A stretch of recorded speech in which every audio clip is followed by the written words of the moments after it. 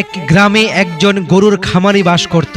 সেই খামারির একটি গরু হঠাৎ অসুস্থ হয়ে পড়ল। গ্রামের সব ডাক্তারকে দেখিয়েও সেই খামারির কোনো লাভ হলো না। খামারি মহা চিন্তায় পড়ে গেলেন। সে সিদ্ধান্ত নিল শহরে একজন ভালো ডাক্তারের কাছে যাবেন। সেই খামারি একদিন শহরের এক বিখ্যাত ডাক্তারের কাছে গেল। সেই ডাক্তার মানুষের চিকিৎসা করত। খামারি সেই ডাক্তারকে নিয়ে বাড়িতে আসলো। ডাক্তার এসে সেই গরুটিকে পরীক্ষা করতে লাগলো। এক পর্যায়ে ডাক্তার বলে উঠল, আরে ভাই, আপনার গরু তো কিছুই বুঝে না, ও কথা বলছে না কেন? খামারি অবাক হয়ে ডাক্তারের দিকে তাকিয়ে রইল এবং বলল, ডাক্তার সাহেব, ও তো গরু, কথা বলবে কিভাবে?